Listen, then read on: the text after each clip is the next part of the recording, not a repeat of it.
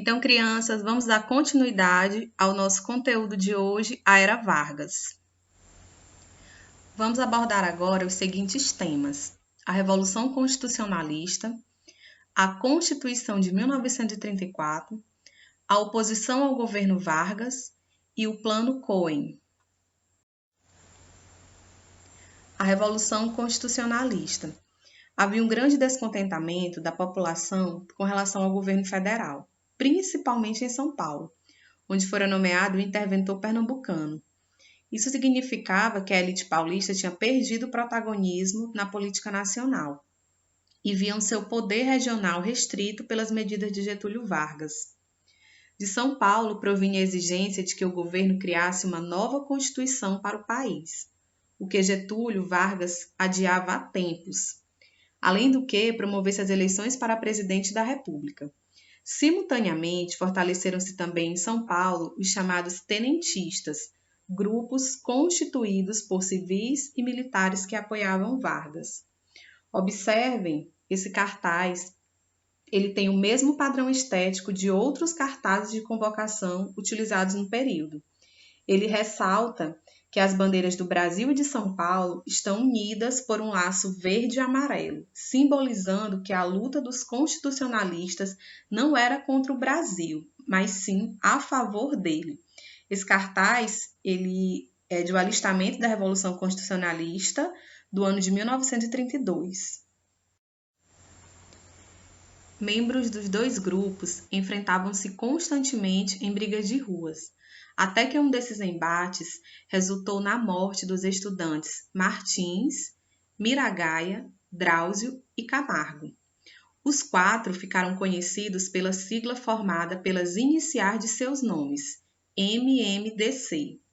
Essas mortes foram o estopim da Revolução Constitucionalista, que começou em 9 de julho de 1932. Observem esse outro cartaz. Esses quatro jovens estão sendo representados por Martins, Miragaia, Drauzio e Camargo. E também foi o nome desse movimento, que era o MMDC.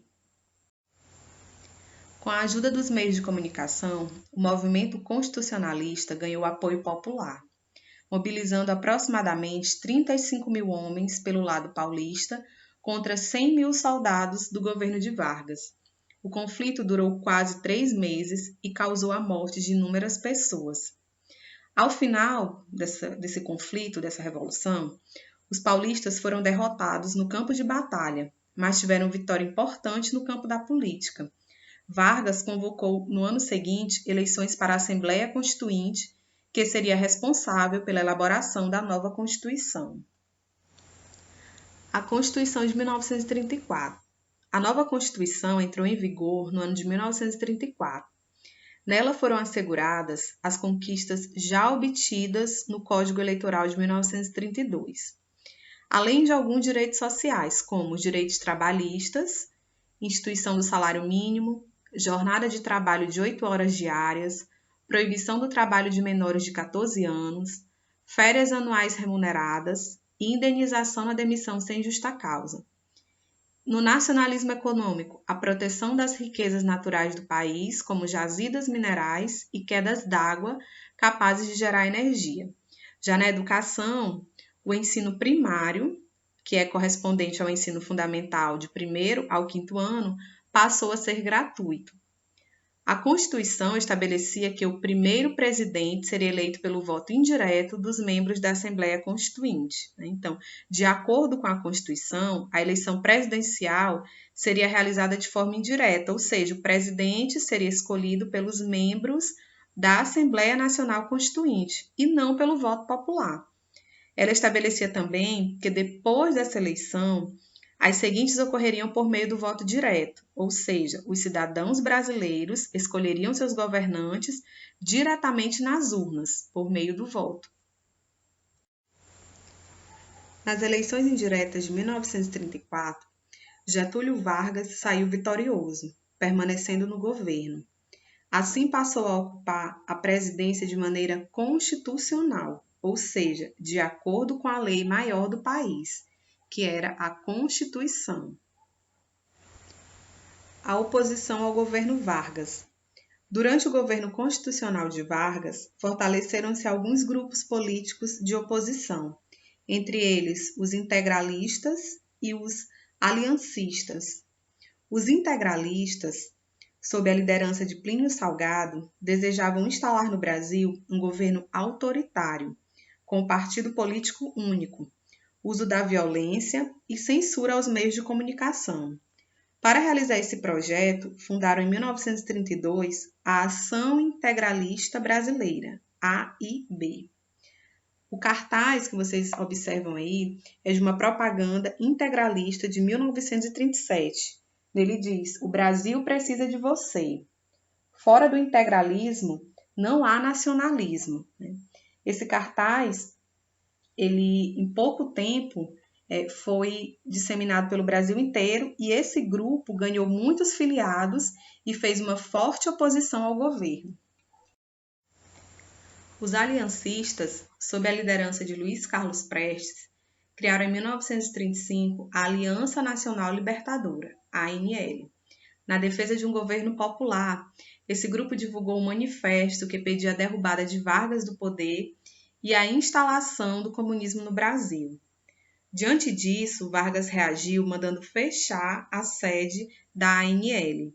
Essa atitude provocou a reação dos aliancistas, que iniciaram rebeliões no Recife, no Rio de Janeiro e em Natal. Contudo, o governo Vargas agiu rapidamente, prendendo os integrantes e apoiadores desse movimento. O Plano Cohen. Alegando que o país estava ameaçado pelos comunistas, Vargas usou as revoltas de 1935 como recurso para permanecer no poder. Para isso, preparou um novo golpe de Estado. Conforme previa a Constituição de 1934, em 1938 deveria haver eleições diretas para presidente. Contudo, em 1937, os principais aliados de Vargas, os generais Góes Monteiro e Eurico Gaspar Dutra, afirmaram ter descoberto um plano no qual os opositores do governo promoveriam incêndios de prédios públicos, saques, atentados às autoridades e uma greve geral. Era o chamado Plano Cohen, que foi divulgado em jornais e transmitidos no rádio. Diante dessa ameaça, a população entrou em pânico. Segundo alguns historiadores, o plano, na verdade, nunca existiu. Era apenas uma fraude para persuadir as pessoas de que o Brasil estava sendo ameaçado pelos comunistas e, por isso, o presidente precisava tomar medidas para evitar essa situação. Se fossem nesses tempos de agora, a gente poderia dizer que o Plano Cohen foi, na realidade, uma verdadeira fake news, Ou seja, que foi uma notícia falsa implantada pelo governo, para poder aterrorizar a população da época. Mas, na realidade, crianças, esse plano ele foi um documento revelado pelo governo brasileiro e apreendido pelas Forças Armadas. Em novembro de 1937, foi comprovado que o documento foi falsificado com a intenção de justificar a instauração da ditadura do Estado Novo, que é o conteúdo que nós vamos estudar na próxima aula. Agora é hora de exercitar um pouco mais da leitura dos conteúdos de hoje nas páginas 66 a 71. Que todos tenham um excelente dia, crianças!